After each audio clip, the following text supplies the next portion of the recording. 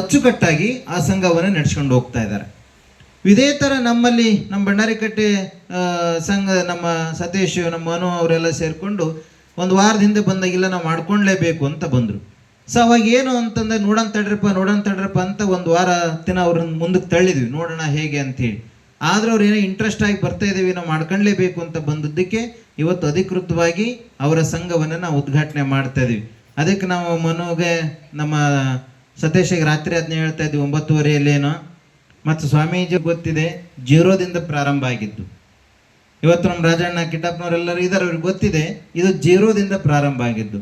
ಇವತ್ತು ನಾವು ಕೋಟಿಗಂಟ್ಲೆ ಅಥವಾ ಲಕ್ಷಾಂತರ ರೂಪಾಯಿಯನ್ನು ಸಹಾಯ ಮಾಡುವಂಥ, ಆ ಯೋಜನೆ ರೂಪಿಸುವಂಥ ಶಿಸ್ತಿಗೆ ಮತ್ತು ಆ ಒಂದು ಶಕ್ತಿ ಬಂದಿದೆ ಸಂಸ್ಥೆಗೆ ಅಂತಂದರೆ ಅದು ಏನೋ ಒಂದು ದೇವರ ಶಕ್ತಿ, ಭಗವಂತನ ಪ್ರೇರಣೆ ಅಂತ ನಾವು ಅದ್ರ ಕೂಡ ಭಾವಿಸ್ಕೊಂಡಿದ್ದೀವಿ. ಇದು ಶಕ್ತಿಯುತವಾಗಿ ನಡೀಬೇಕು, ಯಶಸ್ಸಾಗಿ ನಡೀಬೇಕು ಅನ್ನೋದೇ ನಮ್ಮ ಒಂದು ಕಳಕಳಿ. ಇಲ್ಲಿ ಸಕ್ಸಸ್ ಆದರೆ ಬಹುಶಃ ನಾವು ಬೇರೆ ಬೇರೆ ಜಿಲ್ಲೆಗಳಲ್ಲಿ, ಬೇರೆ ಬೇರೆ ತಾಲೂಕುಗಳಲ್ಲಿ ಈ ರೈತರ ಸಂಘವನ್ನು ತಗೊಂಡು ಹೋಗ್ಲಿಕ್ಕೆ ಅವಕಾಶ ಇರುತ್ತೆ. ಈಗಲೂ ಕೂಡ ನಾವು ಸ್ಟಾರ್ಟಿಂಗಲ್ಲೇ ಕೂಡ ಅವರಿಗೆ ಒಂದು 5 ಲಕ್ಷ ರೂಪಾಯಿನ, 5ರಿಂದ 6 ಜನ ಮಾತ್ರ ಇರ್ತಾರೆ ಪುರುಷರ ಸಂಘದಲ್ಲಿ, ಹೆಚ್ಚಿನ ಜನ ಇರೋದಿಲ್ಲ. ಅವ್ರಿಗೂ ಕೂಡ ಒಂದು 5ರಿಂದ 6 ಲಕ್ಷ ರೂಪಾಯಿಯನ್ನು ಮೊದಲನೇ ಹಂತದಲ್ಲಿ ಕೊಡಿಸುವಂಥ ಒಂದು ಯೋಜನೆಯನ್ನು ರೂಪಿಸಿದ್ದೀವಿ.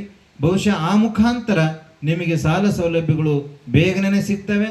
ಯಾವುದೇ ಭದ್ರತೆ ಇಲ್ಲದೆ, ಯಾವುದೇ ಉದ್ದೇಶಕ್ಕಿಂತಲೇ ಕೆಲವು ಬ್ಯಾಂಕ್ಗಳಲ್ಲಿ ಉದ್ದೇಶ ಇಲ್ಲದಿದ್ದರೆ ಲೋನ್ ಕೊಡಲ್ಲ. ಆದರೆ ಇದು ನಮ್ಮ ಗ್ರಾಮೀಣಾಭಿವೃದ್ಧಿ ಸಂಸ್ಥೆಯಿಂದ ಹೋಗೋದರಿಂದ, ಗ್ರಾಮೀಣಾಭಿವೃದ್ಧಿ ಸಂಸ್ಥೆಯಲ್ಲಿ ನಾವು ರಿಜಿಸ್ಟರ್ ಮಾಡ್ಕೊಂಡಿದ್ದರಿಂದ ಬಹುಶಃ ಇದಕ್ಕೆ ಸಾಲ ಸೌಲಭ್ಯಗಳು ಬೇಗನೆ ಅತಿ ಹೆಚ್ಚಿನ ರೀತಿಯಲ್ಲಿ ಸಿಗೋದಕ್ಕೆ ಅವಕಾಶ ಇರುತ್ತೆ ಅನ್ನುವಂಥ ಮಾತನ್ನು ಕೂಡ ಹೇಳ್ತಾ, ಅಂತಹ ಒಂದು ಯೋಜನೆಯನ್ನು ನಾವೀಗಾಗಲೇ ರೂಪಿಸಿದ್ದೀವಿ. ಆ ನಂತರ ನಾವು ಮತ್ತೆ ಪ್ರತಿನಿಧಿಗಳದು ಮತ್ತು ಯೋಜನಾಧಿಕಾರಿಗಳದು ಬೇರೆ ಬೇರೆ ಮೀಟಿಂಗ್ಗಳನ್ನು ಮಾಡ್ತೀವಿ. ಈಗ ಅಧಿಕೃತವಾಗಿ ಒಂದಿಷ್ಟು ಮಾಹಿತಿಗಳನ್ನು ಹಂಚಿಕೊಂಡು